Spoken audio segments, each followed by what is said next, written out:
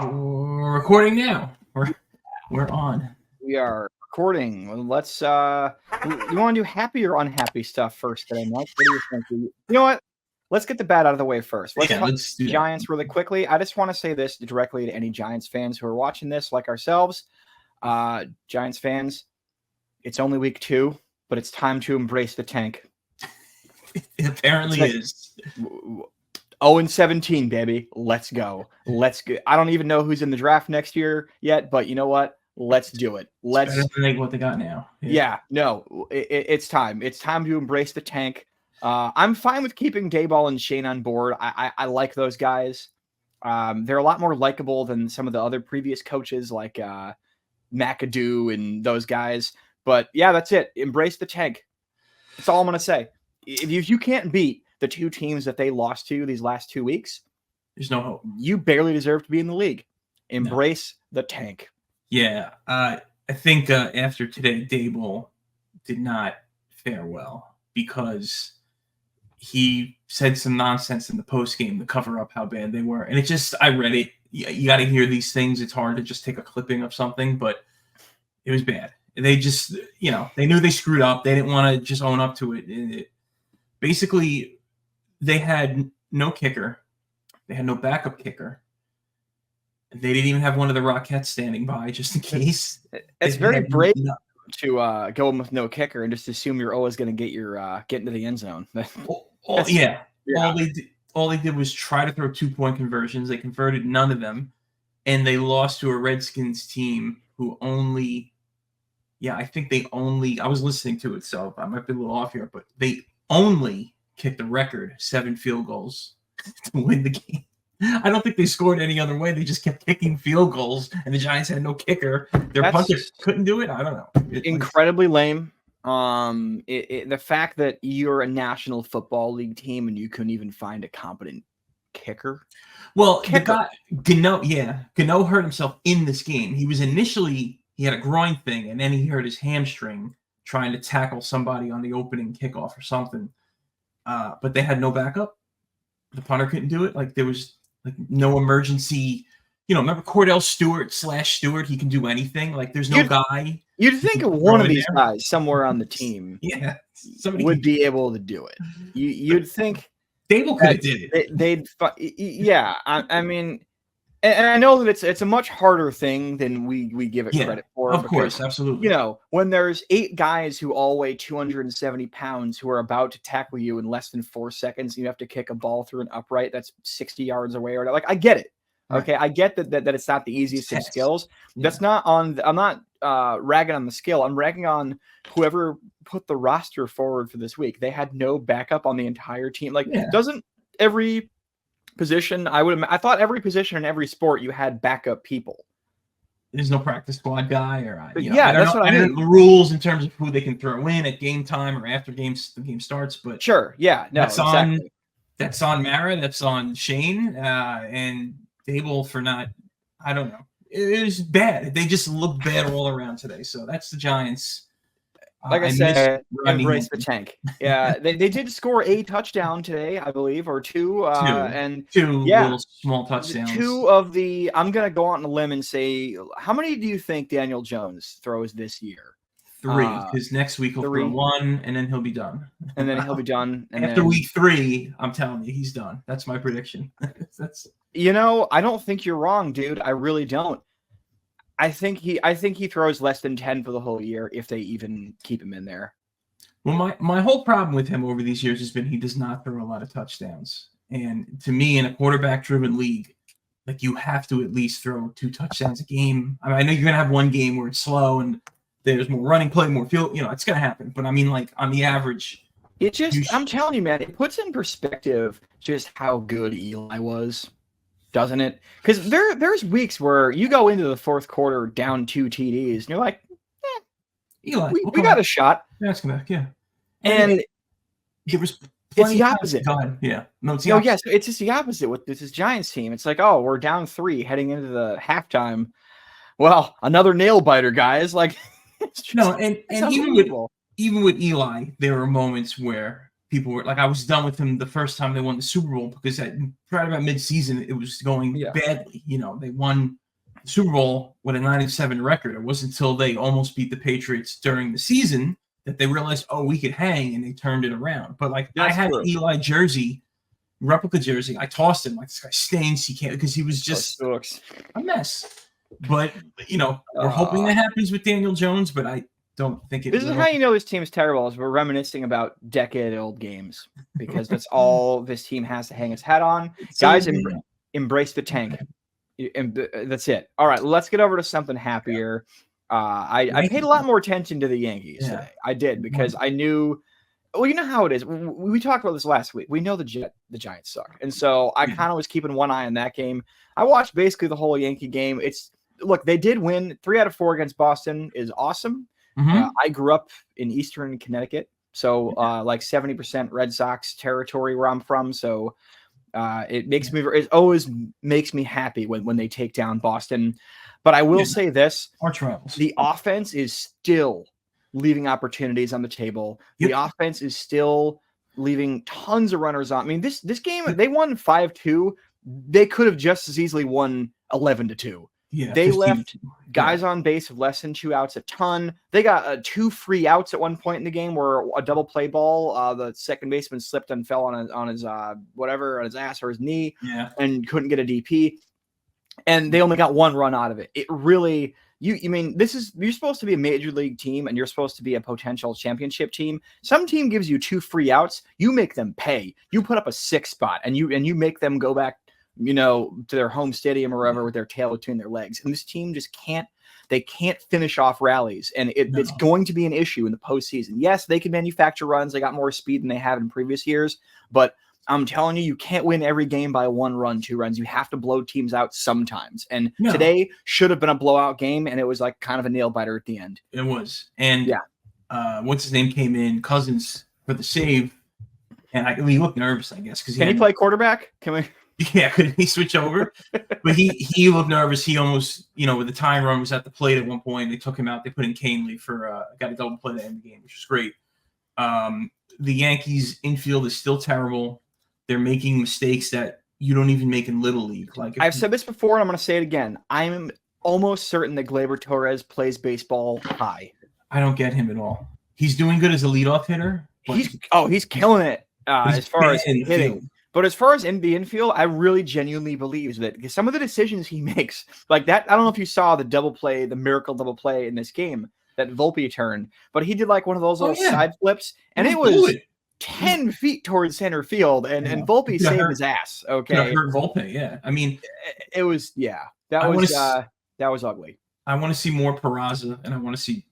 I just muted my computer. I want to see more Peraza. I want to see more Cabrera. Cabrera played today, did pretty good.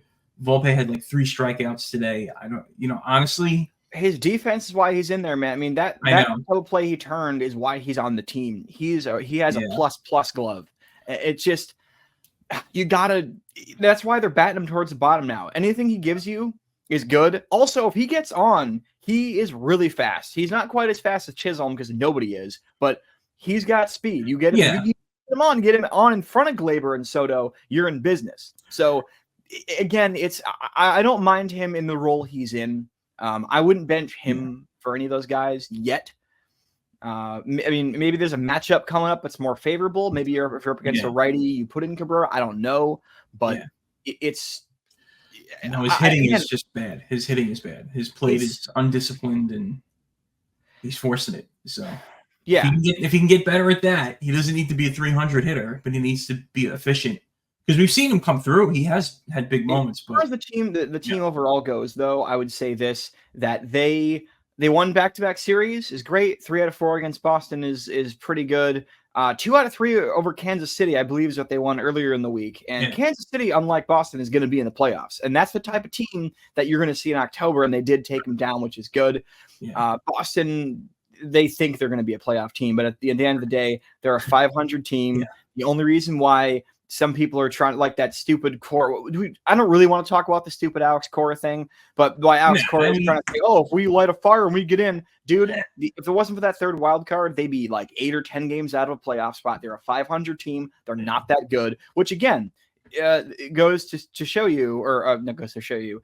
It just, I want to repeat what I said a minute ago, which is that the offense today should have absolutely punished this team. They have the worst bullpen in the league. They knocked the starter out like the 4th inning. They should have won 11-2, not 5-2. And I know it's splitting hairs because, you know, a W is a W, but this is not a good team. They're an okay team that you should have punished. And all 3 games were determined by less than there's 2 wins by 1 run, and then there was today by just 3 runs. And then they got blown out yesterday. The offense is still not there. On paper, they should be, because everyone's back and healthy now, with the exception of DJ, who wasn't playing good anyway. Right. But I'm very worried about the offense going into the playoffs. I'll say that. Yeah, I think I don't know. I was going to make a point, but we should go to the last game of the year. That would be fun. Oh, let's go for sure. That's when they give out. My buddy wants to go. Yeah. They give out free tickets for next year. I did that a few years ago with my girlfriend. It was awesome because this is how it works: is you go there and it's your door prize. They give it to you and you come in. It's a little voucher with a code, and then you go online and then they give you like a list of like, you know, garbage midweek games you can go to the next year, but it's 2 for 1. So each individual that goes to the game, we get 2 tickets each for next year's game, which is 6. So if we go with a couple buddies, we can get like 10. 12 free tickets. So I'm down. If you want to go 2 weeks from now, hell yeah, dude. What day is it? Whatever 2 weeks from today is, like the 28th or 29th. 29th. All right. And they're playing against the Pirates, so we get to see our old friend IKF. That'll be a great time. He might come in and pitch. I don't know. Yeah. All right. Do you want to get to the reaction stuff, or do you want to comment on the Jets real quick? No. The Jets, they won. They have a lot of holes. They still have. We got to get D-Rabs back or Faisal back to talk about that, because I'll be honest with you, I didn't even watch that game at all, so I don't want to waste anybody's time and commenting on it. They won. It was messy. Yeah, they won. It was messy. Sam Darnold, on a side note, looks great. But good for him, you know. So that's another thing, kind of Jets related. So I don't know. I still think the Jets are a 9-10 win team. I said 9, so I'll go with 9-win team. They still look. And that's how they're playing. They'll be in the playoffs. All right. Well, yeah. Again, we didn't watch that. We're not going to comment. All right. So let's get to the reaction stuff. What is the first one here, Michael? What do we got? All right. We had trouble last week because apparently YouTube said you can't show football fights. Yeah, you're right. We had to cut last week's video real short because you'll notice it was mostly commercials, because both of our brawls got cut out because the NFL are a bunch of tight asses, and so is the NCAA. Disney didn't like it either. Well, yeah, Disney owns everything. They own the broadcast right. They actually own this show. They don't know it yet, neither do we. But that's just how that goes. They own part of my elbow. I have to call them when it hurts. They own a little bit of everybody. They do. I used to work at Disney World. Actually, they do own part of my soul. I will tell you that much. Yeah. They own my filling. All right, so I did find a college brawl. This is a shorter one. All right. Apparently, somebody posted it as the greatest college brawl ever. I don't know. This is my. Well, now I'm excited. I mean, that's so right in the description. It must be true. Let's go. Let's roll it. This is Miami, the U versus FIU from I think 2016. So there's the point after attempt after a touchdown, and flag on the play. There's still more flags flying. Okay, all right. Flags are flying. And this is so he gets. I guess I don't know if that's all right. That guy got somebody in the ground. He tackled him. Kicked in the head. That guy tried to jump up on the pile. He didn't realize that they weren't celebrating. They were fighting. And this is just everybody. Oh, he hits him with the helmet. That is bad. That's wow. Okay, this is probably the best college fight ever. I only saw one of it. I'm into it. I think it's over now. It wasn't last long. But it got intense there. Man, it's again with the football. Oh, no, this one was not over. They look like they're in a ball pit. You know, this is one of the few fights that doesn't look like it's a continuation of the play, so I give them credit for this. This is a good one. I like this so far. This was like a fight. This was like, we hate everybody. Yeah. Wow. And I don't even know who is FIU. Florida Intentional Underwear. I don't know what's FIU. I mean, they're probably like they want to show it to Miami because Miami's a big time school, but everybody's like, go to the locker room, go to the locker room. Eat some orange slices. Calm down. Florida Institute of Underpants, actually, I think is the That proper is name it. for it, Mike. You were I close. apologize. Yeah, I was close. So and they're pretty much just leaving the field. So let's go back, take another look here. Number 14 gets kicked in the head right there. Oh, yeah. Again, see, the thing with football fights too is everyone's got pads and helmets on. Like, how much damage do you actually think you're going to do to these people? Although I will say this. Everyone's got the same armor on, and so you know where the weak spots in people's pads are because you know you have one on too. Right, just a little bit above the kneecap, and then we got the meaty part of the leg. Yeah, or I'm sure there's an opening like right below the helmet or something. I'm not sure, but I heard this is a good brawl. I'm thoroughly entertained by this. I mean, there's a lot of stomp. See, that's the thing. They know they can't punch, so there's more stomping. You'll notice in football fights and the helmet fling though that's dangerous. Like you could really hurt somebody doing that. Kill somebody. I mean, if you got somebody in the right body part, those things are real hard. Yeah. So, right here at the end. Oh, there's something I wanted to see. Oh, somebody like fell. Like somebody got flipped here. Somebody full on got flipped, like karate movie 1980s body slammed over the pile. It was like a judo move. Yeah, that's pretty awesome. Whatever that was. We can see that again. It's very grainy, but yeah, there's something else right after. I keep playing it. There's something I wanted to see on the right side of the screen. I wanted to do a quick review. I wanted to see if it was just a very short player or if it was like a little kid comes running through. No, that was just a really short player. Okay. Maybe that was because he looked significantly, maybe it's a running back or something, but yeah, he looked significantly shorter than everybody else. Third string. This guy's mad. This guy's mad. He's ready to take everybody. Look, they don't want it to end. They're fired up. What the fuck you say about my mama? And like that's probably what it would. Yeah, exactly.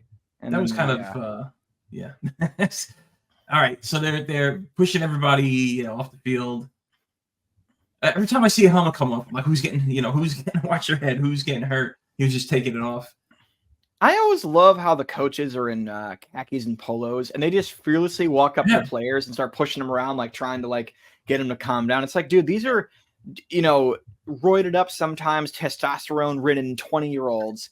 It's like, dude, if one of them actually wanted to get past you, they would. They would just walk through you. Yeah, I mean, exactly. Yeah. So I give credit to the coaches for that specifically, for having the balls to do that. And the kicking thing too, they got spikes on. I mean, even if it's plastic spikes. Every one of these, dude, football players do not miss leg day. I'll tell you that much. Those guys can all kick. That's how they have their endurance. Yeah. Yeah. Well, also think about it. You're pushing, forward. You have to be really strong. Yeah. So this was it was quite the melee. This is good. I like this. This is a good time. And I also love the fact that the screen said flag the whole time, as if flag.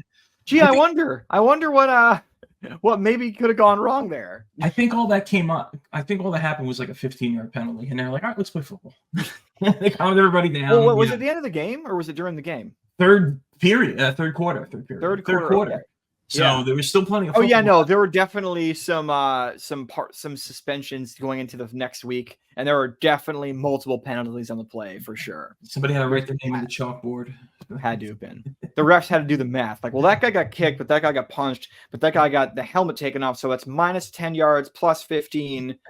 We're not college. 5 and then plus 20.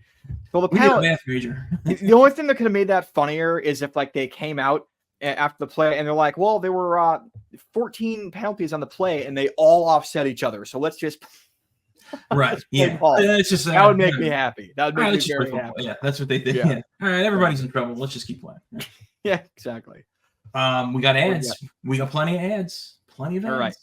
So this is what I did this week for the ads, and this is what I'm going to do going forward. Whoever is playing against the Yankees or the Jets or the Giants or the Rangers, I'm going to try to find vintage ads corresponding to the opposing team. So I found us a couple of Washington Redskins ads because the Commanders isn't vintage because it's for the name change. So found some Redskins ads. I found a really cool old Yankees ad, and also because the Yankees got done playing the Sox, I got weirdly enough, I hate to say it's vintage because it's from my college days, but that was almost 20 years ago at this point. An ad from the mid 2000s from Nesson that I think we're going to be entertained by. So. Nesson. Yeah. All right. So let's start. I don't know if you had these in order. Was there one you wanted to do first? Yeah, I think I emailed in order. So first up is, I believe you just go. Just play it. And We'll do this here. Television 7, Washington. Yeah, this is one of the Redskins ones.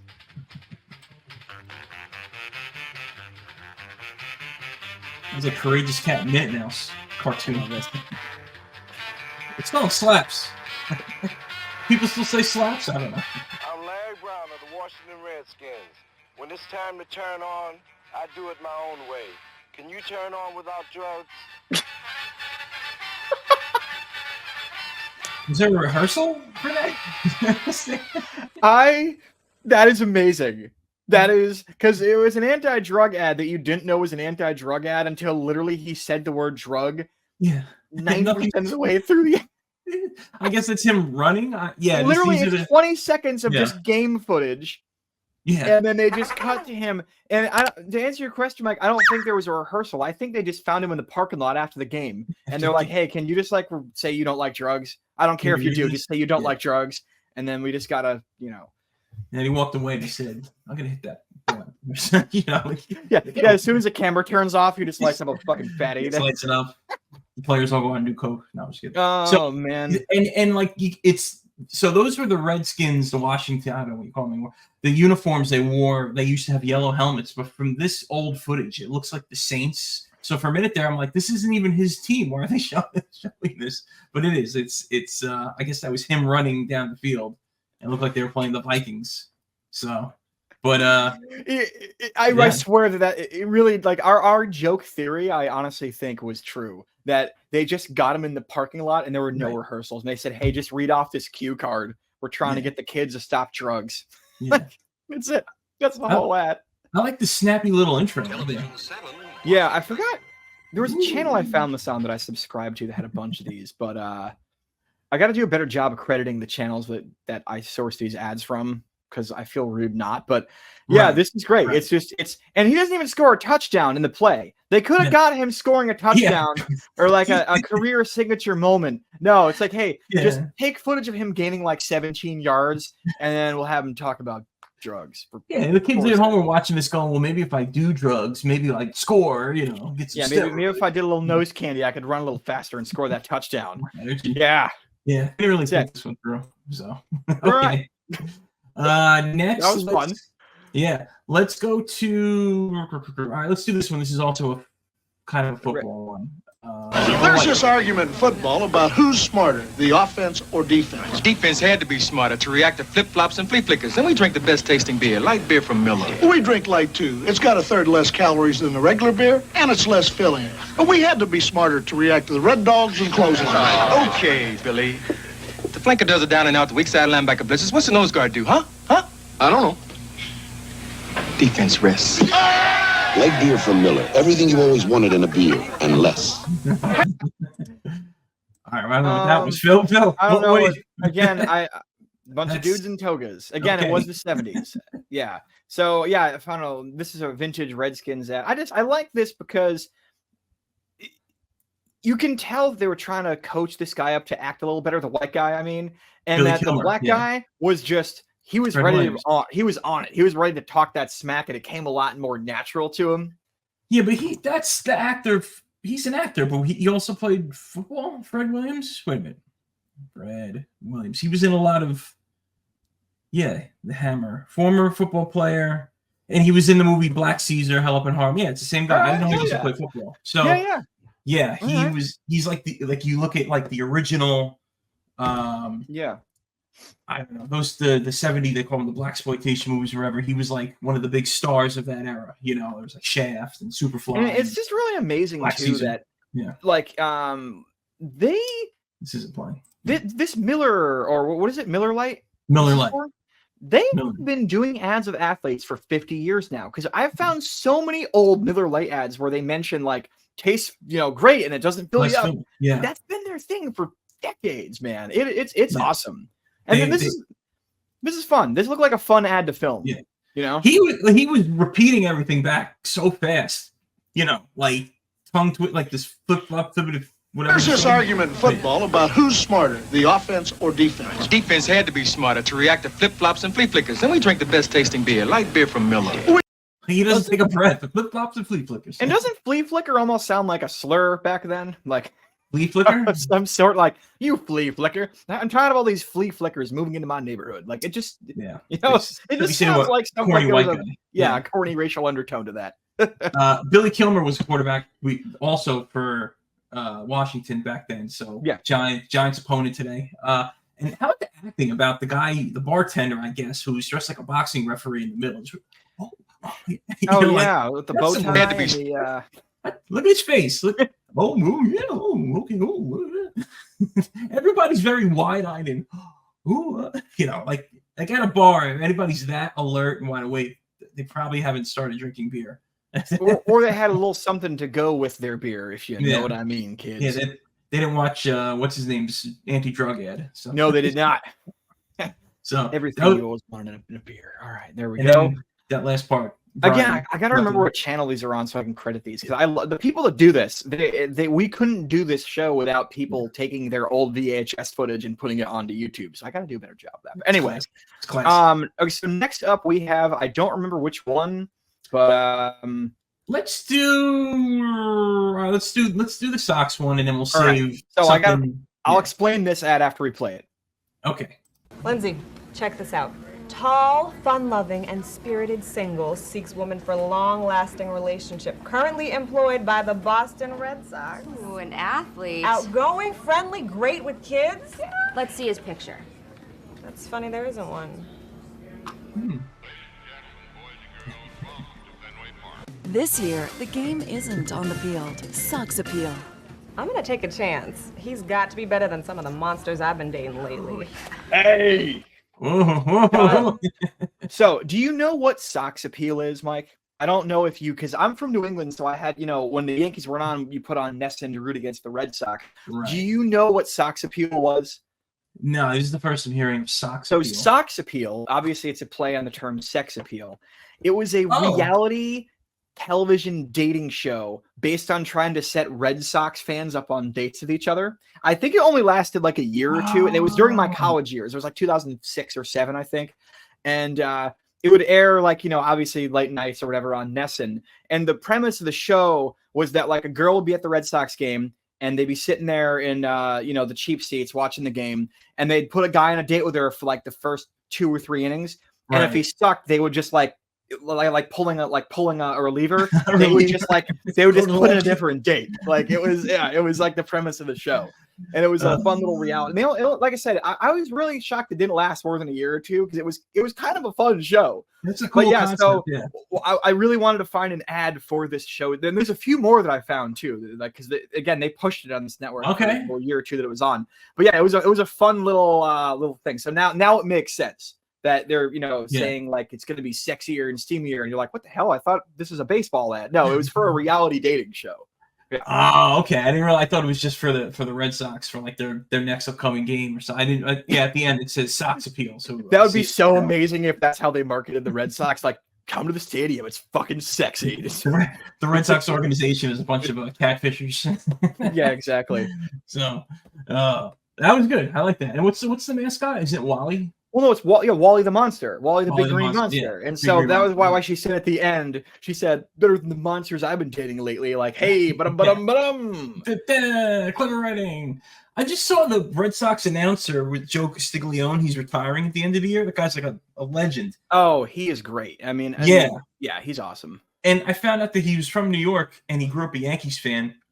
He always wanted to do Yankee games. And I think there were times where they switch, like he would come in and do an inning with. Well, they just did something like that recently. They do like once every couple years where they swap for a thing. Yeah, so a Hall of Fame career for Joe Castiglione. Right. And we are going to close on a really cool vintage ad. Yeah, let's bring this up. Well, there it is, go, baby. Yankees. Wow, what a curve! Thanks. Oh, it's Whitey Ford of the Yankees. Yep. What's your pitch? The training table cereal. Any cereal's a training table cereal, as long as it's Post Grape Nuts Flakes. Ah, how well you put it. Great for building muscles, and they taste good, too. You're so right. They're so crisp and so sweet. Here's the pitch. Any whole wheat cereal's a training table cereal, as long as it's Post Grape Nuts Flakes. Look at wow. Fine with me, as long as you spell it P-O-S-T, 'cause all Post cereals happen to be Just a little better. a little bit better. A little bit better than any other cereal happens to be. Get Post Grape Nuts Flakes, the training table cereal. Why knows about being passed out in the training table? him and Mantle after a You banger. know, I gotta say, of all the ads we've done on this channel, this is the most sort of like wholesome. Yeah, really happy and sweet, and made me feel good about my life. Well, and also it has, you look at where this is. They're on like a local, looks like a little league field. There's houses in the background. Back when that's what you did. Everyone lived within walking distance of the baseball field, and dad walked down the street to the factory, and mom cooked dinner and drank all day or whatever the fuck she did. It has everything about this ad is just screaming Americana. And I'm not one of those like weird MAGA guys who dreams of the 1950s all the time. But when I see stuff like this, I do think it's genuinely cool just to kind of reflect on the culture of the time, Yeah. It's presented as the ideal happiness that we all want. Sugar no matter Crisp. who you are. There was a cereal called Sugar Crisp and one called Crinkles back then. Is that the Crinkles? Yeah, with the clown on it. I'm wondering if this is. It can't be their spring training facility because it looks too. Back then, I don't know. I know they have a big. It honestly just looks like they found a suburban little league park to film it at that day. I would have to imagine. Great. I like he's just like, I'm not holding the box right now. He's like giving. He's like holding it like a baseball with like. Yeah. Well, I guess he does actually throw it at us in a few seconds, so it makes sense. He was getting his grip right to get this shot done correctly, right? That's what we were trying to do. Great nuts, Blakes, yeah. How did they even do those effects back then with no digital? Like I know I'm not saying like, was it magic? Like I'm wondering the actual process of how they did it back then. You know what? I don't know. Sugar Rice Crinkles, Sugar Crisp. I'm trying to see how many of these don't exist anymore. Most of these still exist, except for those two. Raisin Bran, Toasties. These all exist except for those two. Grape Nuts is still around. You ever eat most of these Grape Nuts? Grape Nuts and Grape Nuts Flakes are different, right? Yeah. Grape Nuts are like those little weird ball cereal things. Eating cat litter. It's like little chips of granite or something in a cereal bowl. It's so bad. It is bad. Oh, before we go, I got a little surprise for you. Yeah. Here's another Don Zimmer freak out. Yes. Oh wait, there's a little glitch here. Hold on. Look at him give Zimmer. Don Zimmer was so old that he played in black and white, apparently. Look at Zimmer holler. Look at him give it to Bogus here. Easy, boy. Easy. You only take so much. You're out. You're out of the ball. Still hold the bat. He's got to take a swing, I hope. Yourself a towel and a bar of soap, Mr. Zimmer. You have had it. Good night. That's Wally Alston. Good night. And Pee Wee Reese, number 1, joins the conclave. This is Southern LA. Okay, not Brooklyn. Don Zimmer has just been given the rest of the evening off. I love these announcers. Called third strike. I love it. Yeah, so not only was it what he said, but it was the way he said it that offended Mr. Bogus's delicate sensitivity. He didn't call him an asshole politely, apparently. If he was nice to you, Night, Don. It looks like a little kid. I'm going home.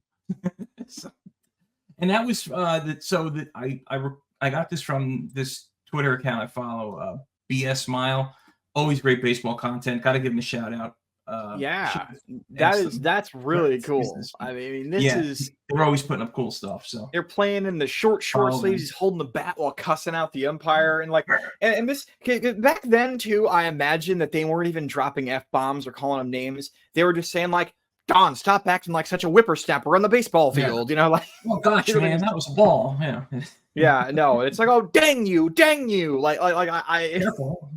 Yeah, exactly. Yeah, now umpires are cursing out the managers, and it's nobody cares. Yeah, now people are dropping F-bombs and dropping the occasional racial slur. No, back then it was just like, you're being uncordial, Zimmer. You're being uncordial. We're gonna take away your Werther's originals for after the game. Like that was impolite. No cigarettes for a whole day. We're gonna take away your Grape Nuts Flakes. We take Grape Nuts away. Yeah. All right, this is awesome. It was good. Good times, man. All right, I'll talk to you next week, brother. See you next week. More to come. Let's do it.